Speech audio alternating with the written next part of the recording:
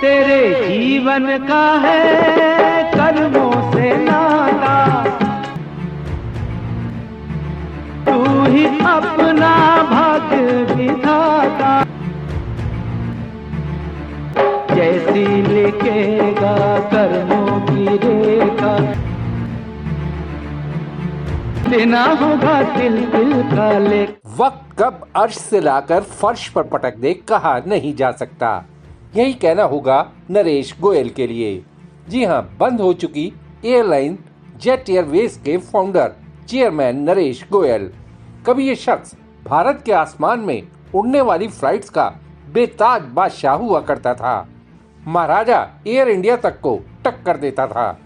World fame Forbes magazine में अमीरों की फहरिस्त में भी इस शख्स का शुमार होता था। रंग से राजा और फिर राजा से रंग बनने वाले नरेश गोयल की स्टोरी जानने से पहले आपसे अपील है कि हमारे चैनल को सब्सक्राइब करने के साथ नोटिफिकेशन का घंटी वाला बटन जरूर दबा दें, जिससे देशनामा के सारे वीडियो आप तक पहुंचते रहें।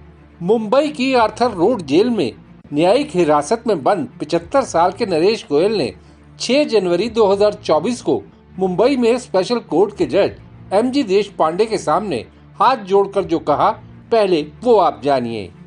गोयल ने कहा, मैं जिंदगी की उम्मीद खो चुका हूँ। इस स्थिति में जीने से बेहतर होगा कि मैं जेल में ही मर जाऊं।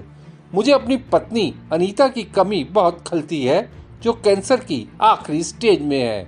जमानत अर्जी के लिए कोर्ट में पेश हुए गोयल ने जज को ये भी बताया कि उनकी इकलौती लड़की भी अस्वस्थ है। गोयल ने खुद पेश होकर अपनी बात कहने के लिए कोर्ट से पर्सनल सुनवाई की गुहार लगाई। बता दें कि नरेश गोयल केनरा बैंक में 538 करोड़ रुपए की कथित धोखाधड़ी मामले में आरोपी हैं। ईडी यानी प्रवर्तन निदेशालय ने कथित बैंक धोखाधड़ी के सिलसिले में 1 सितंबर 2023 को नरेश गोयल को गिरफ्तार किया था। नरेश गोयल के मुताबिक वो खुद भी हार्ट, प्रोस्टेट, हड्डी समेत कई बीमारियों से जूझ रहे हैं। मानवीय आधार पर 9 जनवरी 2024 को कोर्ट ने गोयल को पुलिस अभिरक्षा में पत्नी से मिलने और प्राइवेट डॉक्टर से अपने स्वास्थ्य को लेकर परामर्श करने की अनुमति दे दी। आइए अब आपको बताते हैं कि नरेश गोयल का सफर कहां से शुरू हुआ।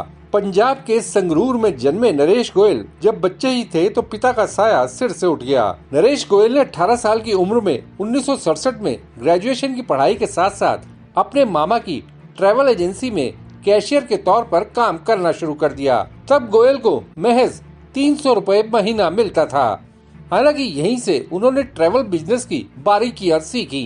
फिर नरेश गोयल 1969 में इराकी एयरवेज के साथ पब्लिक रिलेशन ऑफिसर के तौर पर जुड़ गए। 1971 से 1974 तक गोयल ने 2 और विदेशी एयरलाइंस के साथ काम किया। 1974 में गोयल ने अपनी मां से करीब 52,000 रुपए लेकर अपना ट्रैवल बिजनेस शुरू किया। 1990 में गोयल ने जेट एयरवेज की नींव रखी। 5 मई 1993 को जेट एयरवेज के बोइंग विमान के उड़ान भरने के साथ ही इसके कॉमर्शियल ऑपरेशन की शुरुआत हुई। ये वो दौर था जब देश आर्थिक संकट से गुजर रहा था और तत्कालीन प्रधानमंत्री PV नरसिम्हा राव ने ओपन स्काई पॉलिसी को हरी झंडी दी। इस मौके को नरेश गोयल ने डोमेस्टिक एयर टैक्सी सर्विस के जरिए दोनों हाथों से बुनाया। जेट एयरवेज ने तेजी से अपने पैर पसारे और साल 2002 में इसने भारतीय एविएशन मार्केट में हिस्सेदारी के मामले में इंडियन एयरलाइंस तक को पीछे छोड़ दिया। अपने काम को बढ़ाने के लिए नरेश गोयल ने 2006 में एयर सहारा एयरलाइन को 1450 करोड़ रुपए में खरीदा। नरेश गोयल ने एयर सहारा का नाम जेट लाइट किया और इसे सस्ते टिकट पर फुल सर्विस एयरलाइन के तौर पर ऑपरेट किया। इस समय तक बजट एयरलाइंस का दौर शुरू हो चुका था। इंडिगो और स्पाइस जेट जैसी एयरलाइन से कड़ी चुनौती मिलने लगी थी। इस रेस में जेट एयरवेज और जेट लाइट पर खूब पैसे खर्च किए गए। इस दौरान जेट ने बड़ी संख्या में करीब 1900 कर्मचारियों को भी निकाला था। हालांकि सरकारी दखल के बाद उन्हें फिर बहाल भी किया गया। साल 2013 में UAE की एतिहाद ने जेट में 24% हिस्सेदारी खरीद ली। वहीं नरेश गोयल की एयरलाइंस पर कर्ज लगातार बढ़ता गया। नवंबर 2018 तक जेट एयरवेज पर बैंकों का करीब 8,500 करोड़ रुपए का कर्ज हो चुका था। जनवरी 2019 में एयरलाइंस ने बैंकों के कर चुकाने में देरी की, जिससे उसकी रेटिंग गिर गई। 2019 में जेट एयरवेज को बंद करना पड़ा। केनरा बैंक की ओर से धोखाधड़ी का केस दर्ज किए जाने पर नरेश गोयल अर्श से फर्श पर आ गिरे। रही सही कसर 1 सितंबर 2023 को ईडी की ओर से उनकी गिरफ्तारी से पूरी हो गई। देशनामा के लिए खुशदीप सहगल की रिपोर्ट। आपको ये वीडियो कैसा लगा, या अगर आपके दिमाग में कोई सवाल है तो कमेंट बॉक्स में जरूर बताइएगा। वीडियो पसंद आया तो लाइक शेयर करना ना भूलिएगा। आपने देशनामा को सब्सक्राइब और नोटिफिकेशन के लिए घंटी वाला बटन दबा ही दिया होगा।